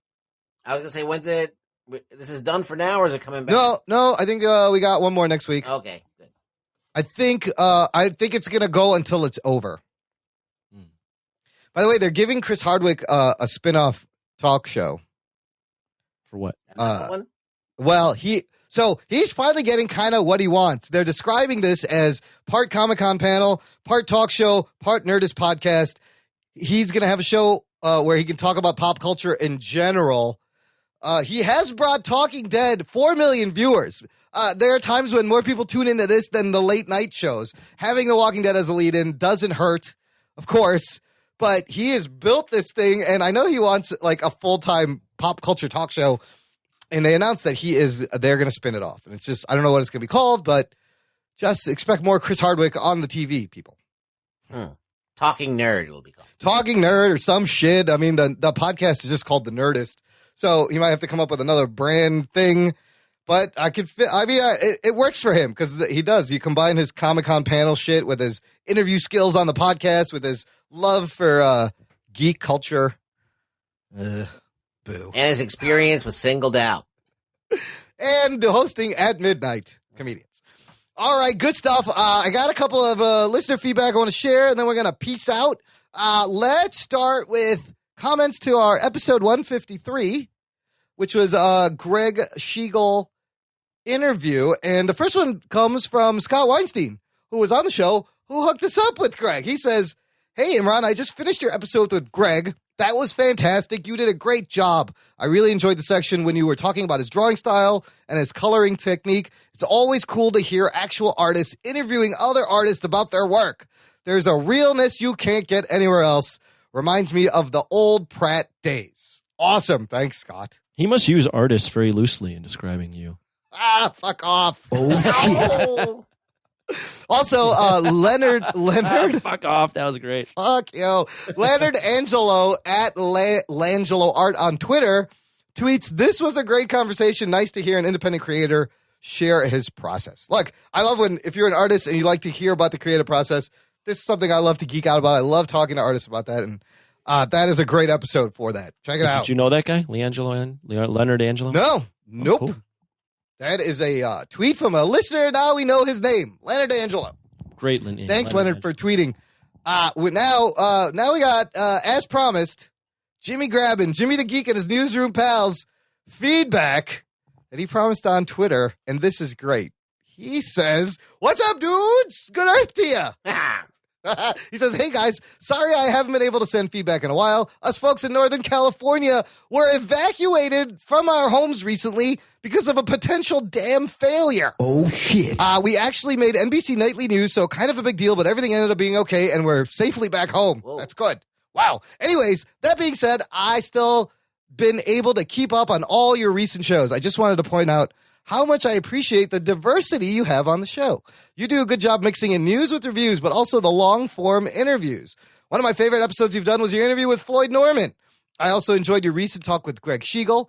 As a journalist, I appreciate your guys' questions and the way you mix in a conversational vibe, throwing in Geek Boner and shit sound bites. One of the recent shows, you guys went on a tangent at the end of the show about Disney stuff, which was awesome. I feel like those freeform tangents you guys go on are what make the show so great and so enjoyable. I can't get feedback on all the topics covered in recent shows in one email, but hoping you guys break down the Agents of S.H.I.E.L.D. LMD finale. May have been one of the best episodes in the series. I know this show might be on the chopping block at ABC, but for a network superhero show, it's pretty fucking legit, especially when comparing it to the great Powerless on NBC. Lame. Van Wayne, really? Thanks for putting out great content every week. Always look forward to it. Jimmy the Geek and his newsroom pals. Shout out to the newsroom. What's up? Thanks for writing in, Jimmy. This is probably like one of the most valuable and awesome emails we've gotten in a while. Because look, he's telling us the stuff he likes. Yeah, it's good to get feedback. Yeah. And you guys delivered on what he wanted. An Agents of S.H.I.E.L.D. LMD finale. We delivered on what he wanted. Well, that's why I put it in here, because he written this. See how I'm not stupid? I programmed this shit. Questionable. I did that on purpose. But if you appreciate the diversity, man, that Science and Superhero show, that's even more like just a crazy diverse show. But this is also the diversity in the cast of the show. You got a fucking white Muslim dude. Yeah. You got a fucking Asian Polish white dude. on the outside. And you got a fucking puppet, even though no one can see that it's a fucking puppet. But he's a puppet. Trust us. He is. Yeah, just go to YouTube's. Yes. Geekerific. But this is what we need. Like, we know I love just the feedback and that you're enjoying it. And reading stuff like this just encourages me to fucking keep going. It's great. Thank you so much. Thank you so much for writing it. Moving on. Matthew Lawrence at MJLaw83, who is the listener on Twitter who called us out for missing our Sunday release and kind of egged me to go back to the Sunday release. So thank you. He tweeted at Lawrence Holmes, Anthony. Sportscaster Lawrence Holmes. He says, at Lawrence Holmes, and I have to thank you for turning me on to the Nerds, Jock and Nerdcast. Listen to that in AM instead of Grobber. Thanks. What's a Grobber? I don't know. Les Grobstein is here. Wow, we replaced an actual sports broadcaster in his listening habits. Yeah, fuck you, jocks. That's pretty good. Who cares? A jock said that. Yeah. Bro, do you even podcast? History of Bad Ideas. Okay, now we are on to our Science of Superheroes show. History of Bad Ideas tweeted, awesome show. David Zika comments, must have new superhero who milks a goat to create spider webs. Oh, shit. I love that. Remember that? Spider goats. They're using the goat milk protein to create spider webs. Bukkake webs. They're bukkake webs. Exactly. Squirt the goat bukkake. Oh, Jesus. Varmints podcast tweeted, this is one of my favorite episodes so far. Nice. And Varmints is Paul Chomo, Donna Hume. He's written in before. And Ruggs, remember you wanted him to do a Pangolins episode? Yeah, I listened to some of it, yes. Yeah, they put it out. If you go to blazingcariboustudios.com/pangolins, I'll put it in the show notes. They did a whole show dedicated to Rug Boy. It's a very Casey Kasem style letter of a dying Rug Boy that we sent him as a request. That was great. And apparently they recorded on World Pangolin Day, which I didn't even know that was a fucking thing. It's serendipitous. Very serendipitous. So thanks for doing that. Check all that stuff out. Finally, we're almost done. Bear with me, listener. Couple of podcast shout outs. I want you to check out Trivia Geeks podcast because sometimes I'm a team captain on there, but sometimes I'm hosting the whole goddamn show. They got me hosting for the month of March. It's a lot of fun. We do it live on YouTube. If you follow them, I'll put links. I'll embed some of the recent videos into the show notes. You can check it out. Lots of fun. And then they roped me into this little other project called Sketching Comedy, which is it's a YouTube show, kind of a podcast. Basically, me and this other guy, Phil Rude, are doodling while Carrie Sims learns about cartoonists and comic book artists. Every week, they pick. So far, we've done Todd McFarlane. We just did John Romita Jr. We talked about Tex Avery and Chuck Jones. And she's learning about these artists, and we geek out about the artists while making silly doodles that sometimes have something to do with it. But we end up with a drawing at the end. And the shows are short. They're like 20 to 30 minutes. It's a lot of fun, actually. They're just like the length of our shows. Yes, they're exactly minus 4 times. Oh, shit. Okay, and last podcast that's really hot that has kind of a connection to the show in a 6 Degrees of Kevin Bacon sort of way. You may know, if you're a podcast listener, these true crime podcasts are are all the rage right now. Started with S.H.I.E.L.D. last year, got us on. And there's a lot of good ones out there, but there's a new one that's number one on iTunes. It's a little quirky. It's called Missing Richard Simmons. Apparently, Richard Simmons in 2014, just like he was doing his exercise classes, and one day he just stopped showing up. He stopped talking to anybody. He stopped contacting all his fans and family that he talked to forever. Just drops out of sight. So this guy, Dan, who used to take his classes, he's putting the show together, trying to find out what the fuck happened to Richard Simmons. Now, why? This podcast is very popular, but also what's cool, it is produced by one David Malofsky's brother, Henry. Oh, shit. Henry Malofsky is producing the number one podcast on iTunes, and I recommend checking it out. There's 3 episodes. It's very charming, and it's like light. You learn a lot about Richard Simmons, and the guy did a lot of shit. Like he's pretty revolutionary. He's helped tons of people. Let's get a promo on that Richard Simmons podcast. Ooh, that's a good But this is there's a lot of money behind this podcast. This is like a big time produced, like, oh really, up there with like an NPR. I forget who the company is. So are we. Yeah. Well, we got all those Patreons. David, work it out, man. Yeah, I would love to. Maybe we talk to Henry. But that it is very popular. It's been all over the news. Missing Richard Simmons. It doesn't need our help, but David Malofsky's brother, 6 Degrees, kind of the connection to the show. I'm enjoying it. Nice. It's charming. I don't know how you find time. It's podcast. I listen to it in my office when I'm driving. I'm washing the dishes. It's the one thing you can do while doing other things. So you can. I can't do it at work. That I can listen to it. You in the can't car. do it in your situation. Yeah. No. Yeah, you can. You have a cubicle. I have an office. So there's a little bit of a difference. Are you trying to say you're dude, higher up on the food chain than me, you son of a bitch? I didn't say that. Oh, I didn't say that. Twice rage, okay? Gentlemen, this is Democracy Manifest. Get your hand off my penis! All right, that's the show, everybody. Thanks. You waving for your listening. albino dick in front of me, you asshole? Speaking of, get your show on. How did you know it was albino? Who told you? It's got one brown part to it. It's like a, you know what it's like? You seen those Jell-O pudding snacks, the snack packs that are like chocolate, vanilla chocolate? Yeah. It's like a hairy snack pack. Oh, shit. Just picture a hairy Jell-O pudding snack pack. I think we just And lost that's my all joke, our listeners. Oh, look at those unsubscribes. Oh, my God. How did that happen? This show isn't even out and people are unsubscribing. That's crazy. Bugs, where can the people find you? Oh, my God. You can find me on Twitter, where I am just sitting there waiting for Twitter to load. For some reason, it's taking forever to load anything on Twitter. Like boy sitting there with his hand up his slack hole, waiting for it to load. Yeah, I don't know what the fuck's going on. I just see a circle going around and around. Twitter, get your shit together. I think Donald Trump broke Twitter. That's what happened. I think that's what happened. Look, listener, just subscribe on iTunes. Leave us a review. Visit jockandnerd.com/review. It'll take you to our iTunes page.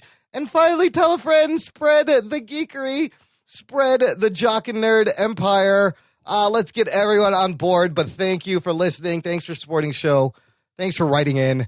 Thanks for everybody writing in. You guys are awesome. My name is Imran. My name's Anthony. He's the Jock. He's the nerd. And we'll catch you next time.